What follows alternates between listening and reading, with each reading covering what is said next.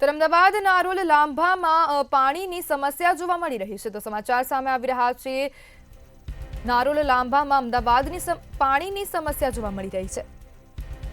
પીવાના પાણીને લઈને સ્થાનિકો ઓફિસે પહોંચ્યા છે।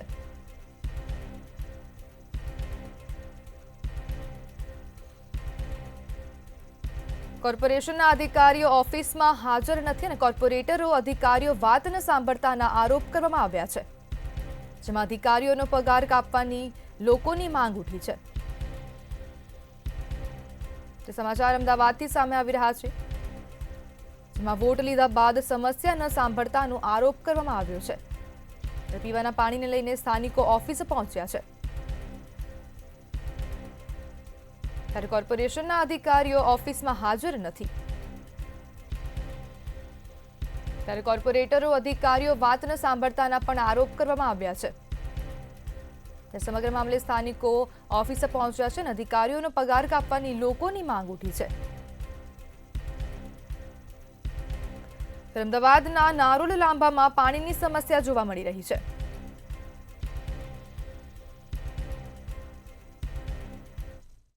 અમદાવાદની અંદર હજી ચોમાસાની શરૂઆત નથી થઈ, પરંતુ ઉનાળાથી પાણીના પ્રશ્નો જે છે તે ચાલી રહ્યા છે અને સાથે સાથે પાણીના પ્રશ્નોને લઈને વારંવાર રજૂઆતો લાંભા નારોલ વિસ્તારના જે સ્થાનિકો છે તે કરી રહ્યા છે, પરંતુ કોઈ પણ પાણીની સમસ્યાનું નિરાકરણ ન આવ્યું અને જ્યારે તેઓ રજૂઆત કરવા આવે છે ત્યારે કોર્પોરેશનની ઓફિસના એક પણ અધિકારી છે તે અહીં જોવા મળતા નથી। એટલે એક બાદ એક સમસ્યાની હાલાકી તેઓને થઈ રહી છે। બેન, કેટલા સમયથી પાણી નથી આવતું? 5 થી 6 મહિના થઈ ગયા।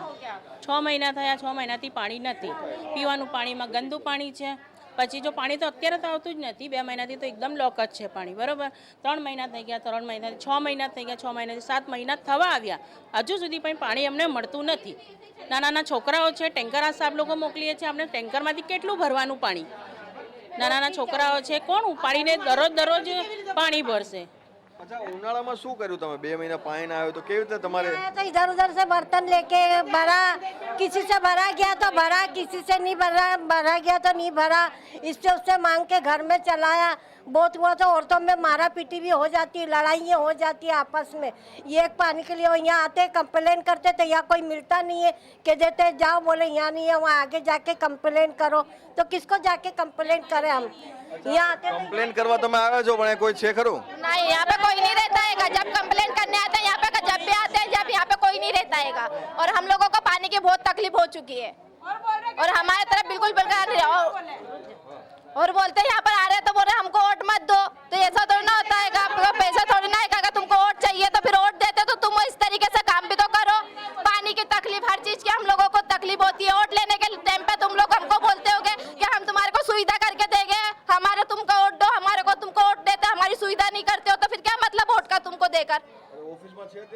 जब भी आते ऑफिस में कोई नहीं रहता है, कोई नहीं रहता है ऑफिस में। जब भी आते, जब ऑफिस खाली मिलती है, मेरा तो पाँव चले गया, पानी चले गए, सब जिसको तकलीफ है जब भी आ रहे हैं, लेकिन यहाँ पे कोई नहीं मिल रहा है, सब ऑफिस खाली रह रही है।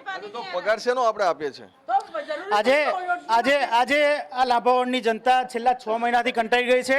આ લોકો 6 મહિનાની અંદર ઓછામાં ઓછા 10-15 વાર ઓફિસે આવ્યા છે, પણ ત્યારે પણ આ લોકોને કોર્પોરેશનની ઓફિસે કોઈ અધિકારી મળ્યો નહોતો અને આજે પણ આ લોકો ટોળું લઈને આવ્યા છે, આજે પણ કોઈ અધિકારી મળ્યો નથી।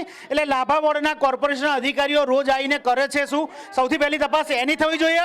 એનું કારણ છે કે જ્યારે પબ્લિકને તકલીફ પડે અને પબ્લિક અહીંયા કોઈને મળવા આવે તેના કોર્પોરેટર હાજર હોય છે કોઈ ને કે કોઈ અધિકારી હાજર હોય છે, તો અધિકારીઓ શેનો પગાર લઈ રહ્યા છે? જ્યારે પબ્લિકને તકલીફ પડે છે ત્યારે કોર્પોરેટરને મળવા આવે, કોર્પોરેટર વોટ માંગવા આવે છે જ્યારે ઇલેક્શનની અંદર, ત્યારે પબ્લિકને બે હાથ જોડીને કહે છે અમે 5 વર્ષ તમારું કામ કર્યું, તમે અમને વોટ આપો।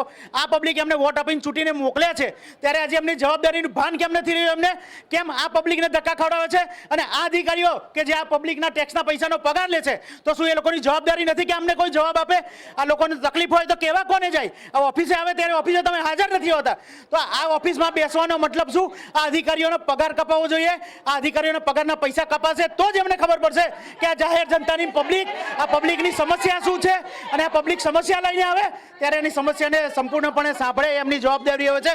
અને આ કાઉન્સિલરોનો પણ પગાર કપાવવો જોઈએ, ત્યારે એમને ભાન થશે કે આ પબ્લિકની સમસ્યા સાંભળવી જોઈએ અને આ પબ્લિકનું સમસ્યાનું નિરાકરણ લાવવું એ એમની ફરજ છે. આ જ પબ્લિક એમને વોટ આપી અને કોર્પોરેશનમાં ચૂંટીને કોર્પોરેટર તરીકે અહીંયા બેસાડ્યા છે. 4-4.5 વર્ષ જેટલો સમય વીતી ચૂક્યો, વારંવાર રજૂઆતો કરી, પરંતુ કોર્પોરેશનના અધિકારી કે કોર્પોરેટર છે તે ઓફિસોમાં જોવા મળતા નથી, જેના લીધે સ્થાનિકો હાલાકીનો સામનો કરી રહ્યા છે. ત્યારે આવા કોર્પોરેટરની સામે પણ પગલાં લેવા જોઈએ, કોર્પોરેશનના અધિકારીઓ સામે પગલાં લેવાની માંગ છે તે સ્થાનિકો કરી રહ્યા છે. કેમેરામેન બિપિન અમીન સાથે મીર દુધરેજિયા, મંતવ્ય ન્યૂઝ, અમદાવાદ.